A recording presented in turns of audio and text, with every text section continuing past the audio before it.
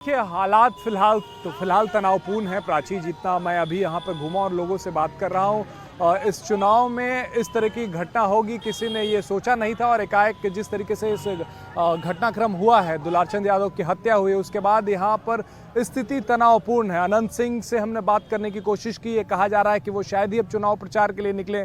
सूरजभान सिंह से मुलाकात हुई, वो भी बड़े ही संभल कर बात कर रहे हैं और दोनों एक दूसरे पर आरोप लगा रहे हैं। अनंत सिंह का सीधा कहना है कि ये सूरजभान सिंह के इशारे पर इस हत्याकांड को अंजाम दिया गया। वहीं सूरजभान सिंह का कहना है कि किससे ये मुकाबला हो रहा था, किससे दोनों किस पार्टी के प्रत्याशी आपस में भिड़े थे, ये तस्वीरों में साफ दिख रहा है। इसलिए उन पर आरोप ना लगाया जाए, इसकी जांच की जाए।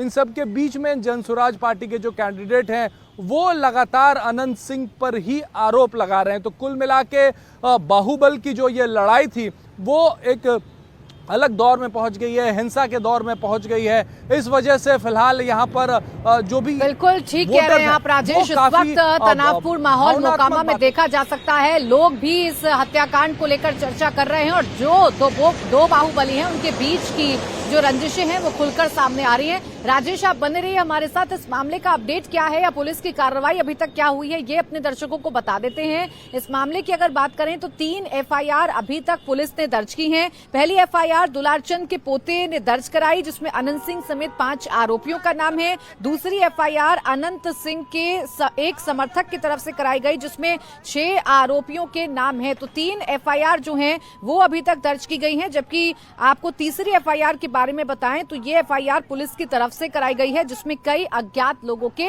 नाम हैं। तो 3 एफआईआर अभी तक इस मामले में हो चुकी हैं और इसी आधार पर पुलिस जांच कर रही है। दुलारचंद यादव के जो समर्थक हैं या सूरजभान सिंह के जो समर्थक हैं वो ये कह रहे हैं कि अनंत सिंह पर सीधे सीधे हत्या का मुकदमा दर्ज है, तो अनंत सिंह की गिरफ्तारी क्यों नहीं की जा रही है, अनंत सिंह को क्यों नहीं पकड़ा जा रहा है।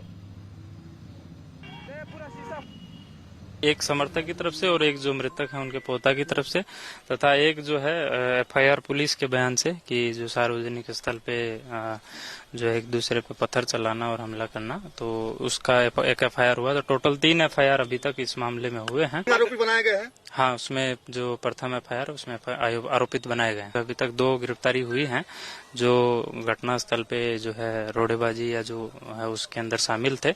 बाकी के लिए भी क्योंकि लगातार जो है लॉ एंड ऑर्डर डिप्लॉयमेंट चल रहा है, तो उसके बाद जो है अभी हम लोगों का आगे अनुसंधान और चलेगा। उसमें जो भी हम लोग कर रहे हैं, वीडियो और जो साक्ष्य आ रहा है उसके आधार पे कर रहे हैं। तो आगे भी जो आता जाएगा वीडियो, जैसे जैसे हम लोगों को और भी वीडियो पब्लिक के थ्रू मिल रहे हैं, तो उसमें हम लोग जांच करते करते कार्रवाई कर रहे हैं। अब देखिए, आरोप अपनी जगह है, लेकिन फिलहाल दुलारचंद यादव का पोस्टमार्टम होने के बाद उनका अंतिम संस्कार कर दिया गया है और जो पोस्टमार्टम में बातें निकलकर सामने आई हैं वो आपको बता देते हैं। 3 डॉक्टर्स की टीम ने दुलारचंद यादव का पोस्टमार्टम किया। दुलारचंद की पोस्टमार्टम में एक बड़ा खुलासा हुआ है और खुलासा ये हुआ है कि दुलारचंद की मौत गोली लगने की वजह से नहीं हुई थी। उन्हें पैर के एंकल के पास गोली लगी थी जो आर पार निकल गई थी, लेकिन इससे मौत संभव नहीं थी। शरीर पर कई चोटों के निशान मिले हैं। उनके सीने, कंधे, जांघ की हड्डी भी टूटी मिली है। तो सिर्फ गोली लगने की वजह से दुलारचंद यादव की जो मौत है वो नहीं हुई।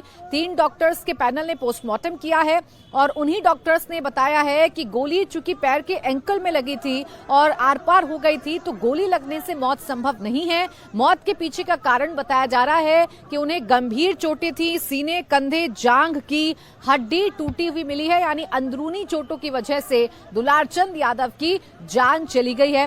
और जो एफआईआर में दुलारचंद यादव के पोते ने लिखवाया है वो भी यही बता रहे हैं कि उनके दादा के साथ गोली मारने के बाद मारपीट की गई, लोहे की रॉड से उन्हें मारा पीटा गया, लोहे की रॉड से उनकी पिटाई की गई और जब जो अनंत सिंह के समर्थक हैं उनका मन नहीं भरा तो थार गाड़ी भी चढ़ाई गई। ये आरोप दुलारचंद के पोते की तरफ से अनंत सिंह पर और उनके समर्थकों पर लगाए गए हैं।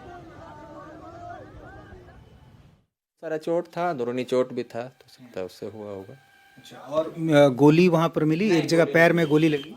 गोली मिला नहीं है, गोली का निशान है, पैर में आर पार है, दाहिने वो जो एंकल जॉइंट के पास। हाँ, गोली नहीं मिली है। तो मौत की वजह क्या, गोली लगने से मौत हुई? नहीं, वैसा वो चोट नहीं था गोली वाला, अंदरूनी चोट ढेर सारा है, उससे उनकी मौत हो सकती है। आप लोगों ने एक्सरे भी किया? हाँ, एक्सरे ढेर सारा हुआ, एक्सरे की रिपोर्टिंग होगी, बहुत जगह से बोन भी टूटा हुआ था, तो एक्सरे के रेडियोलॉजिस्ट डॉक्टर हैं, जब रिपोर्टिंग करेंगे तो उससे वो क्लियर होगा। तो क्या बोन फ्रैक्चर भी मिला, किस हिस्से में मिला? शरीर के पैर में, जांघ में, कंधे में, ये सब जगह था, सीने में।